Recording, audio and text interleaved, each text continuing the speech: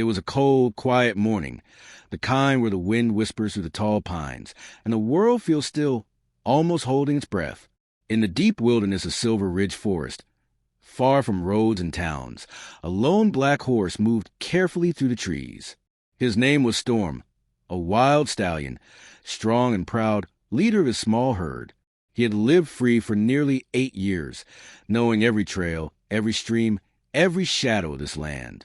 But this morning, something felt wrong. He paused, ears twitching, nostrils flaring. The air carried a strange scent, metallic, sharp, blood. And beneath it, fear. Human fear. Storm should have turned and run. Wild horses don't trust people. People mean ropes, fences, cages. But something held him there, a quiet pull, a feeling he couldn't explain. Slowly, cautiously, he stepped forward into a small clearing, and there, tied to a giant pine tree, was a man, unconscious, pale, blood dried on his forehead, his clothes torn, his gear scattered in the dirt. His chest rose, barely, with each shallow breath. It was Ranger Eli Carter, a man who had come to protect the forest, only to be ambushed by poachers, men who trap and kill animals for money. They'd beaten him, left him to die, thinking no one would ever find him. But they didn't count on Storm. The stallion circled the tree again and again, studying the ropes, the man, the ground. His heart pounded. This was dangerous. Humans could hurt him, but the man wasn't moving, wasn't waking, and the cold was rising. Storm did something no wild horse had ever done before. He tried to help. First, he used his teeth, gently testing the knots on the ropes. Too tight, too strong. He couldn't break them. But he knew this man needed more than he could give. So Storm made a decision that defied instinct. That broke every rule of survival. He would go and find help. Now, Storm had never been to the ranger station. He'd never even seen a building up close.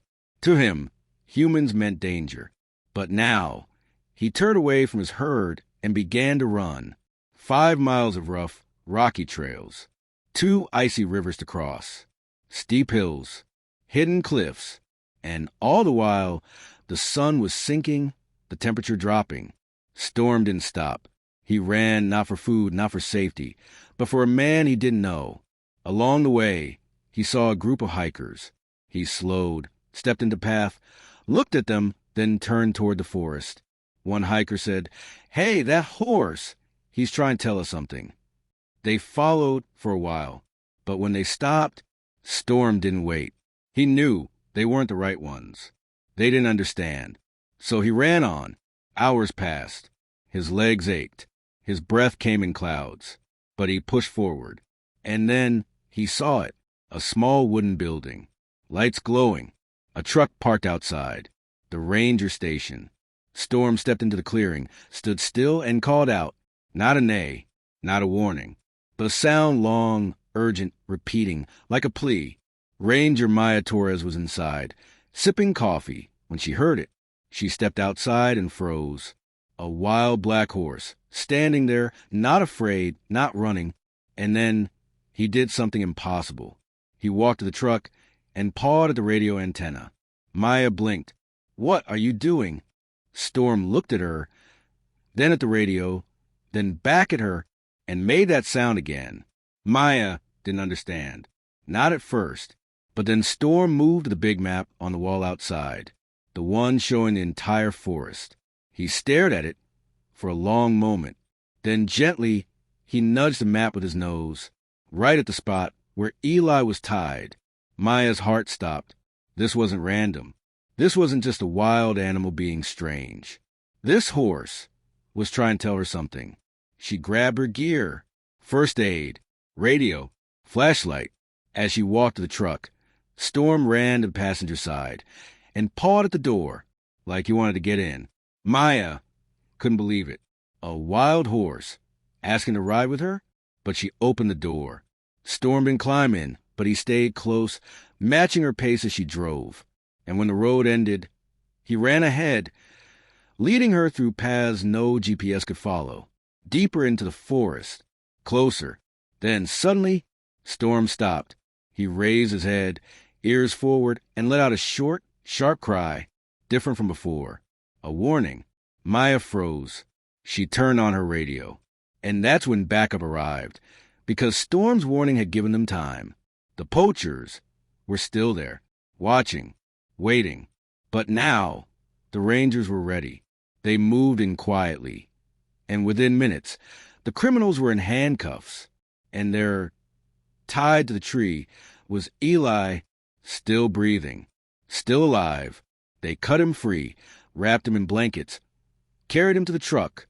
As the sirens faded into the distance, Storm stood at the edge of the trees, watching, not running, not afraid, just there. Days later, Eli woke up in the hospital. When they told him what happened, he didn't believe it. A horse? A wild horse. Save me? But the trail cameras proved it. They showed everything. Storm had seen the attack. He'd stayed hidden, watching, waiting. He didn't run when the men came. He waited until they were gone. Then he made his choice. To help. To risk everything for a stranger. Eli's recovery was slow, but complete. And when he returned to the forest, he found Storm waiting. They stood there, man and horse, looking at each other. No fear.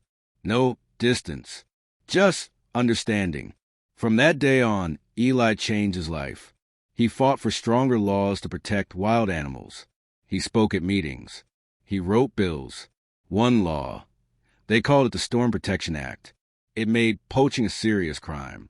It funded wild horse conservation. It taught people that animals aren't just instincts and reflexes. They think, they feel, they choose. And sometimes they show more courage than we do. Eli still patrols the forest. And sometimes, when he walks a quiet trail, Storm appears. Not to be ridden, not to be owned, but to walk beside him, guardian of the wild, hero of the forest, and proof that kindness doesn't always come on two legs. Bold moral lesson.